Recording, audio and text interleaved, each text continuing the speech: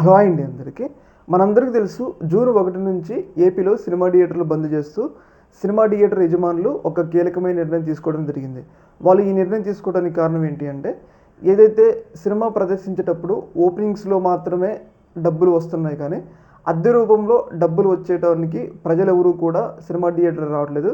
దీనివల్ల మేము తీవ్రస్థాయిలో ఇబ్బంది పడుతున్నామని చెప్పేసి కొంతమంది సినిమా థియేటర్ల యజమానులు ఖచ్చితంగా హరిహర వీరమల్లు రిలీజ్కి ముందు సినిమా థియేటర్లు బంద్ చేపట్టడం జరిగింది. అయితే ఈ యొక్క నిర్ణయం మీద డిప్యూటీ సీఎం పవన్ కళ్యాణ్ గారు తీవ్రస్థాయిలో ఆగ్రహం వ్యక్తం చేశారు. ఖచ్చితంగా నా సినిమా హరిహర వీరమల్లు రిలీజ్కి ముందే మీరు ఎందుకు ఈ నిర్ణయం తీసుకున్నారు, దీని వెనక ఒక కుట్ర కోణం ఉంది.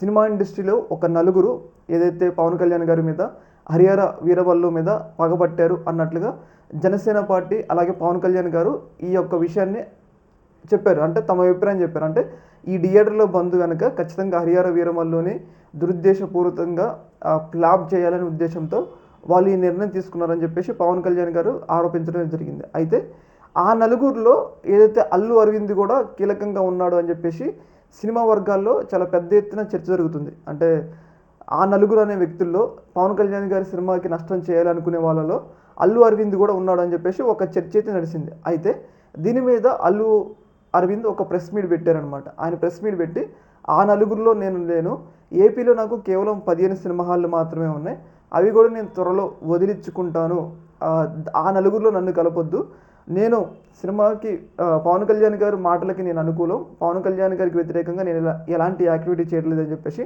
అల్లు అరవింద్ ఒక ప్రెస్ మీట్ పెట్టి తన యొక్క అభిప్రాయాన్ని అయితే చెప్పడం జరిగింది.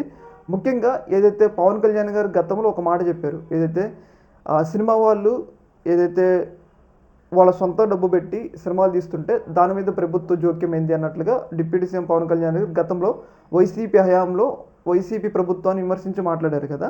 అయితే దానికి కౌంటర్గా అల్లు అరవింద్ ఒక మాట మాట్లాడారు. అదేంటంటే ప్రభుత్వ సహకారం ఉంటేనే సినిమా ఇండస్ట్రీ గ్రో అవుతుంది. అంటే పవన్ కళ్యాణ్ గారికి వ్యతిరేకం కాదంటూనే పవన్ కళ్యాణ్ గారు గతంలో మాట్లాడిన మాటలకి కొంచెం ఆయన యాడ్ చేస్తూ ప్రభుత్వం యొక్క సపోర్ట్ ఉంటేనే సినిమా ఇండస్ట్రీ ముందుకు పోతుంది అన్నట్లు కొంచెం వ్యతిరేకంగా మాట్లాడటమే జరిగింది. అయితే దీన్ని వైసీపీ ఒక ఆయుధంగా చేసుకుంది. చూసారు కదా, ఆఖరికి అల్లు అరవింద్ కూడా పవన్ కళ్యాణ్ గారికి కౌంటర్ ఇచ్చారు అనే విధంగా వాళ్ళైతే ఒక నెరేటివ్ని అయితే సృష్టిస్తూ ఉన్నారు.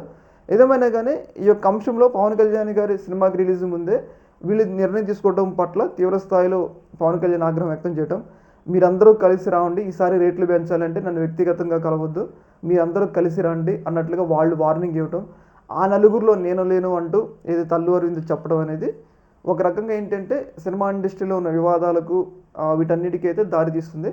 ఒకటి మాత్రం నిజం, ఏదైతే పవన్ కళ్యాణ్ గారి సినిమాకి ముందు సినిమా థియేటర్లో బంద్ చేయడం అనేది దీని వెనక సినిమా ఇండస్ట్రీలోనే కొంతమంది పెద్దలు ఉన్నారనేది చాలా మనకి క్లియర్గా అర్థమవుతుంది అనమాట.